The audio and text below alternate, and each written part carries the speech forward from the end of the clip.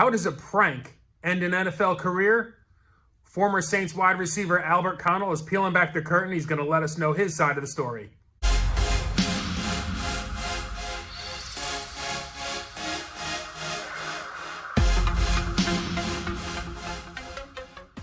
Y'all really want to know what's going on? I'll let you know what's going on. And it started with you, John. So I was like, I'll take this.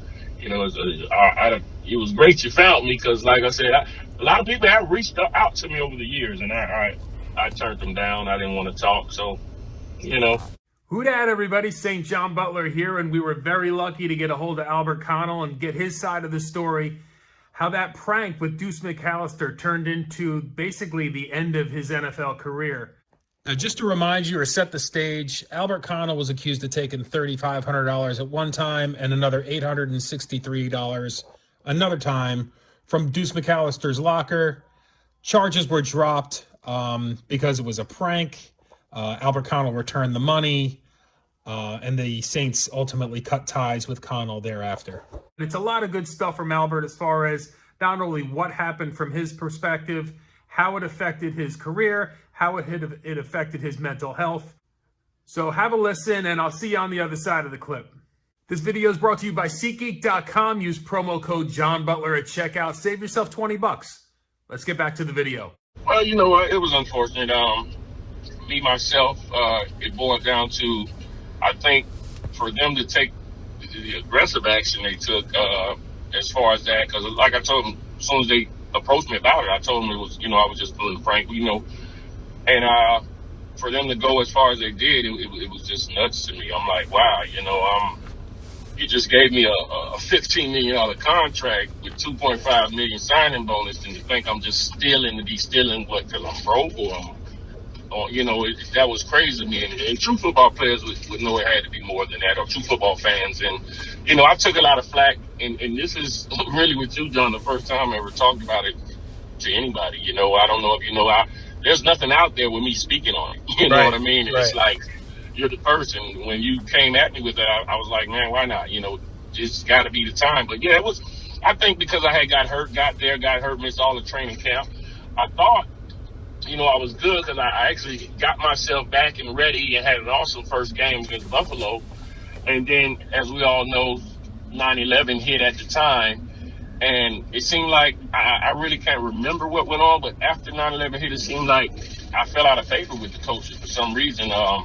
They promoted Willie Jackson to start ahead of me. And after that, it's like I didn't see the field till almost the end of the season. And then, as you know, well, which a lot of people know, like I said, I flew out to Atlanta thinking, I'm ready. I've been practicing this and that other. The prank had already been done or whatever. So, I didn't think nothing was wrong. And I get to Atlanta, then I wake up for game day, and I'm like, I have no equipment in my locker. I'm like, what's going on? Coaches, everybody was hush-hush, didn't say anything to me. It said we'll talk when we get back to the facility. So, my thing was, okay, fine. I'm going to take it in stride. I'm going to root my team on. I'm out on the sideline, do this and that other. So as soon as we get back that next morning, I got called in, and they said that, that basically we saw you stealing on camera, I guess. I don't remember exactly how it went. And I'm like, stealing?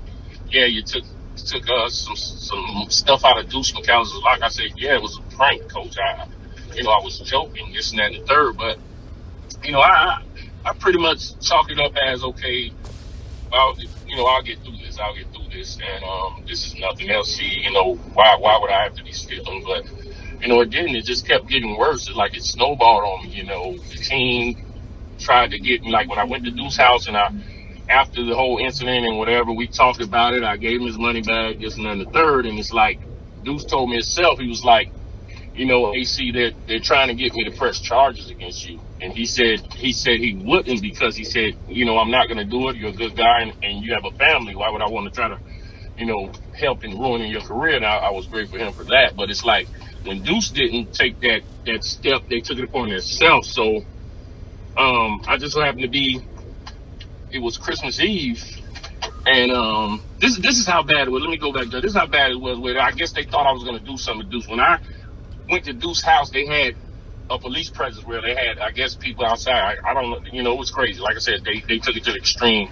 for reasons unknown to me. And but I just felt like I fell out of favor. But it was Christmas Eve that year. I had some buddies in town, Stephen Davis, one of my good close friends, and his family was in town, and an officer came to my house and told me there's a warrant out for my arrest. And you know, I'm shocked. My family's shocked.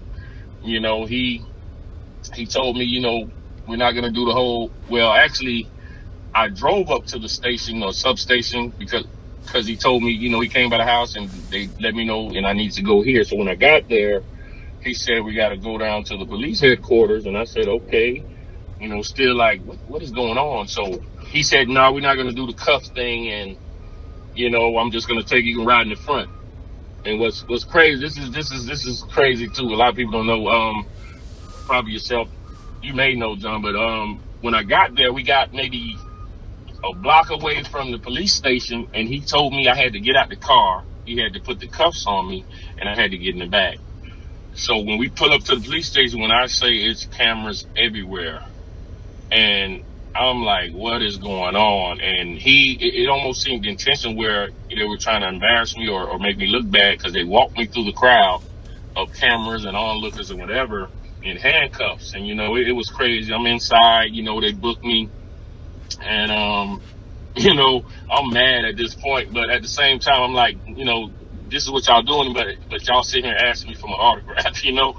And so I signed some autographs. But I was, you know, at the time I was married, and my wife, what's funny to me, was always hurt me because none of my teammates, I had no teammates talk to me, call me, anything. My wife, and it seems like 5 other wives of players that I played with came to the police station and got me. And from that day, I never talked to any of the guys I played with. That was the worst thing for me, because I really thought I had made some friendships. And at the end of the day, I thought to it, well, you know, it was some bitter feelings I felt from Joe Horn when I came in, and, you know, my contract was bigger than his, you know, and it was like plays that were being called for me, you know, it was always an issue, whatever. We'd go back and forth about that. But, yeah, so that was that. You know, I'm thinking, you know, about it is, okay, fine. I get banned from the facility. They wouldn't even let me come up there, period. So one day, I'm going to tell you what was crazy to me, and which I lost a lot of respect for Coach Hazlitt. I saw him in an Arby's. I went in an Arby's. This is crazy, John. I went in an Arby's, and I saw he was in the line in front of me. And I tapped him on the shoulder, and he acted like he seen a ghost. I was like, you know, hey, Coach, what's up? What's going on? Y'all gonna let me know something?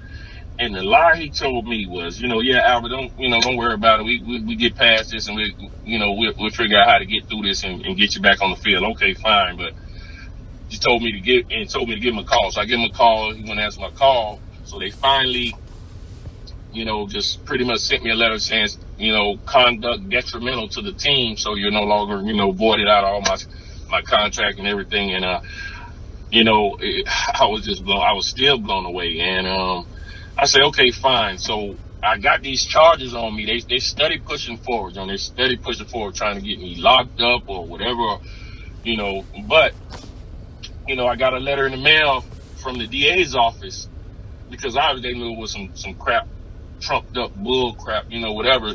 Sent me a letter saying we are not accepting these charges, case dismissed, you know, whatever. And then after that, I get a call from New Orleans saying, well, because they still owe me $1 million. Right, but I'm stealing $5,000, and called me up to the facility.